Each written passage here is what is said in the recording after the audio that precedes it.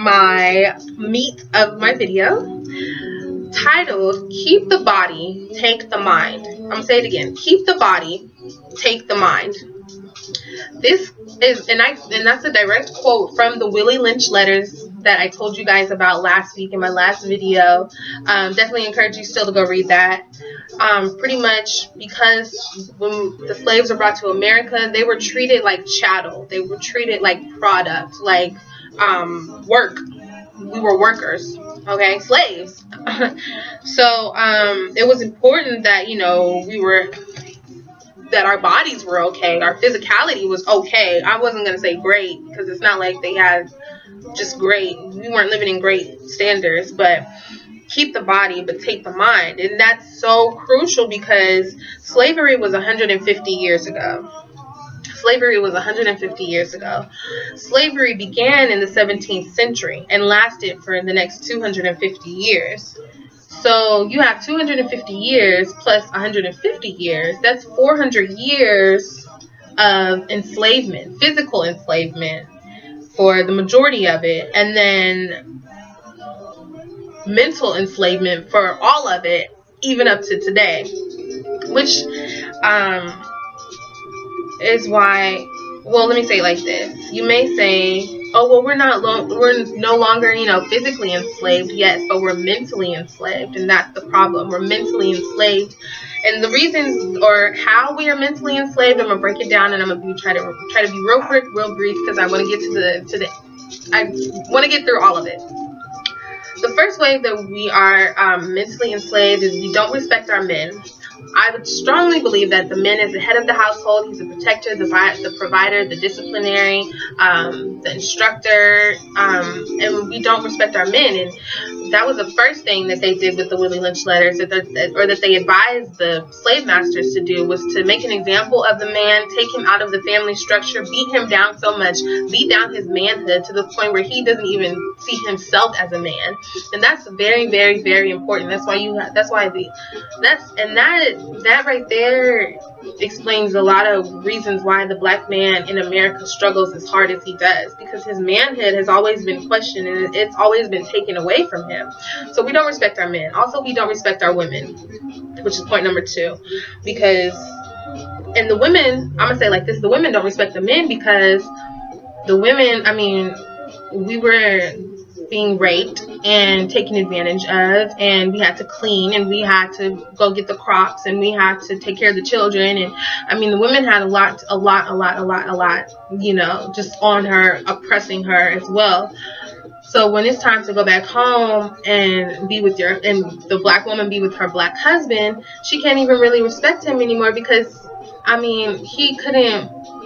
It's like, how can I just picture like of the black slave woman saying, how can I respect you when master was over here having his way with me, and where were you? You couldn't even do nothing about it. And I mean, I know that they couldn't, but they really couldn't do anything about it. So that dynamic right there, it already has the man and the woman doing this. And when you have that, then you don't have a good family structure, which is my point number 3 of how I believe that we are mentally enslaved, is our family structure is so broken. You have a lot of deadbeat dads, you have a lot of single mothers, you have a lot of kids running around without discipline, without instructions, because the family structure is so bad. And I mean, that's not every black family, but at the same time, I'm pretty sure statistics can show you. I'm pretty sure that they don't. I'm pretty sure it's the reason why they put the same kind of imagery out portraying the single black mother and the no good dad. I mean, we all know the story. I mean, that's even my story, which I'll get to in another video.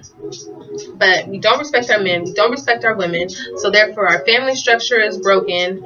So those are my 3 points. Also, we're vanity slaves. We spend before we get it. We ballin', shot calling, but we can't pay the bills, and we still owe our school loans, and we don't have any investments to show of our money. And it's like, we are I don't know if there's a quote. I totally will look it up, and I hope somebody looks it up and gives me the information. But that black people are like the biggest spenders in America, and I wholeheartedly believe that, because every time some new J's come out, we running and copping them like it's free government cheese. And Michael Jordan, I mean, he's just pocketing that money from the black community, and these are people out here who need that money back in the black community. You know, that's why we have to be careful what idols and what celebrities we idolize, because while we're over here putting money into his pocket, he's not giving a damn about us or our community or the well-being or the advancement of our communities and our children, our future for our children. But our children are wearing his shoes, though. Y'all don't hear me, though. So our men, our women, our family structures were vanity slaves. Also, we have been succumbed to European beauty standards for years, especially just being as a black woman. I remember growing up, I used to always think, I can't stand my nose, I can't stand my cheekbones, I don't like how full my, well, I've always liked my lips. But I used to really just hate the way I looked. And why is that? Because every time you turn on the TV, every time you open up a magazine or you watch a movie, European beauty standards are here, and straight African beauty standards are here. But I find it ironic that you have white women who tan, you have white women who get lip injections, you got everybody now trying to get butt implants and trying to get the donk and the big booty, which we came by naturally. And I mean, it's just like, these are the features that they told you to hate. And if anything, I'll get into more of that later, but just know, I mean, we already know that European beauty standards or just European beauty, it's always been validated, especially growing up in, or just being here and living in America, it's always been validated. European beauty standards. I'm sorry, I'm kind of scatterbrained, but yeah, just so European beauty standards is just a great way to just enslave us as a people, because now we have our people getting nose jobs and light skin bleaching, and stop that right now. Because just know, first of all, you are beautifully and wonderfully made. I don't care what color you are. I don't care if you're black as that bed sheet over there, or if you're a brown skin mocha, or if you're a caramel or whatever. We like to put titles on it. Just know, first of all, period, you're African and you're beautiful. So European beauty standards.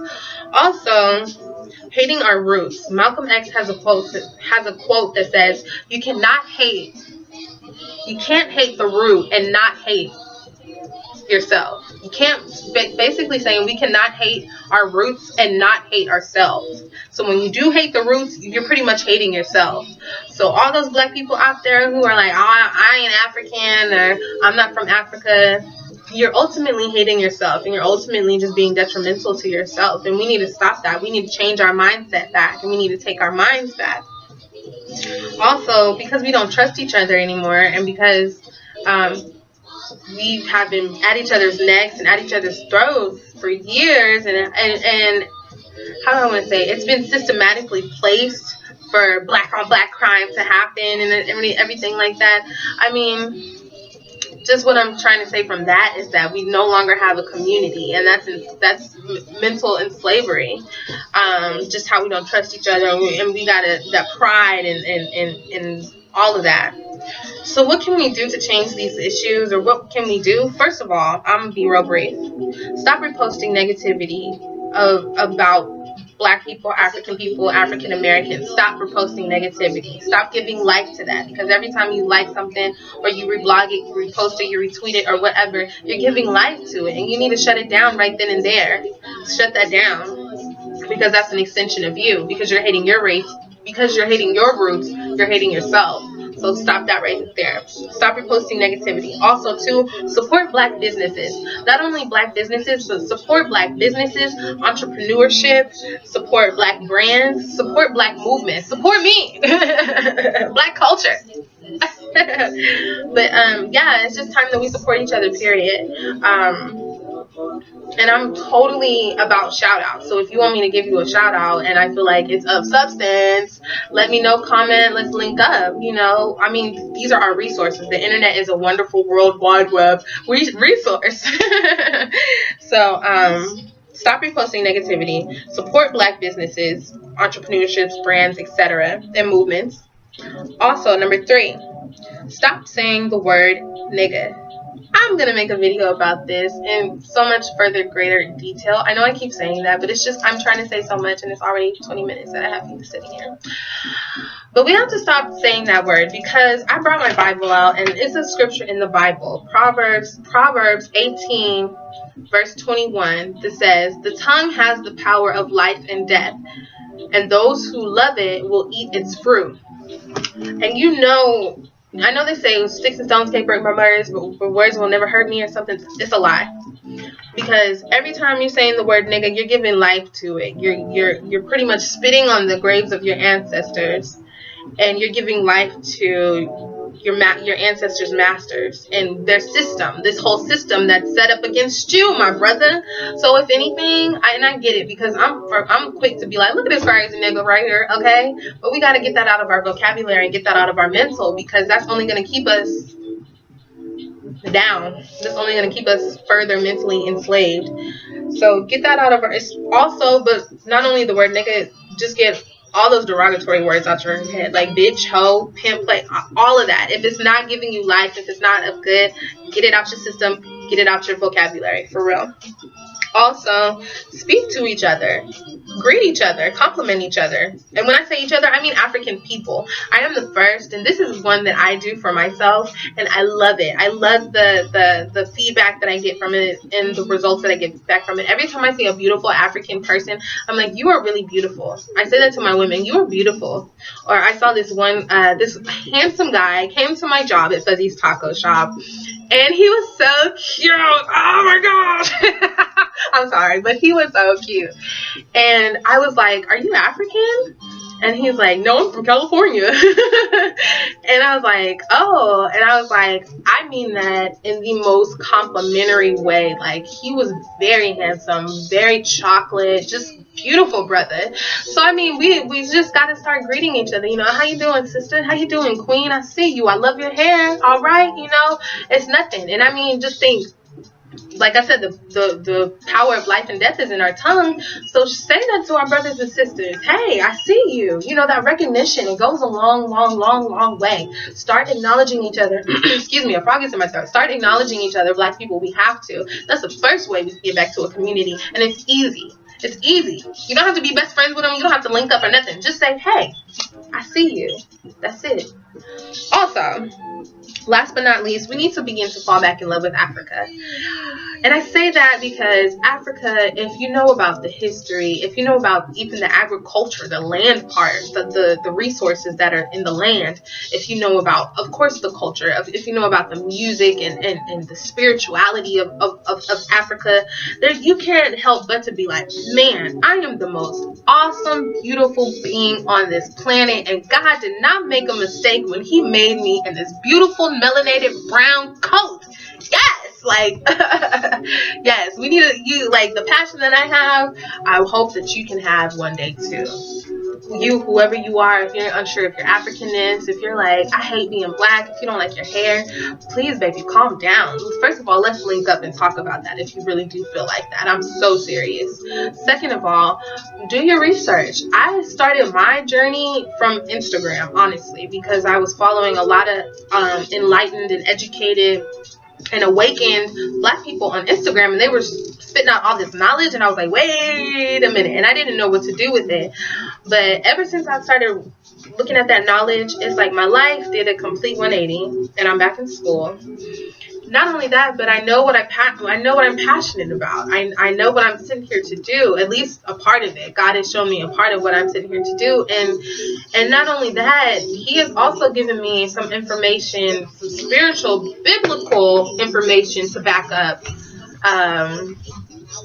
my Africanness and being an African and being his chosen people, which I will definitely make a video about that in the future, breaking that down. But yeah, we need to fall back in love with Africa and think highly of yourself, period. You king, you queen, think highly of yourself. Know how much you are worth in the physical. Know how much you're worth in the spiritual. The Bible says that we're made in the image of God. And oh, I don't even want to get into that. Just really start thinking highly of yourself, and carry yourself, wear your crown high, you know, shoulders back, chest out. You know, we have to, because they're out here and they're killing us and they're stealing us and they're destroying us. And it's just time to take our mindset back, people. It's time to take our mindset back. Start greeting each other. Start giving compliments to each other. When you see a good-looking brother, don't be shy. Don't be shy to say. I mean, and I know brothers be like, I'm not going to tell a guy that he's good-looking. I mean, you don't have to, but acknowledge him. Be like, what's up, brother? I see you. Them some nice shoes, though. You know. Also, start supporting Black businesses, entrepreneurships, movements. You know. Also, take all the derogatory, negative language out. We got to get rid of that. It's time to move on to a new level and to a new consciousness. Awaken that consciousness. Thank you guys so much. I just got to wrap it up right there because I can't hold you for 30 minutes. It's just been too long. It's just so much information. Oh my gosh. But be sure to join me back next week for another episode, another edition of Black Culture. You guys stay melanated, stay beautiful, stay motivated, stay encouraged, and I'll see you soon.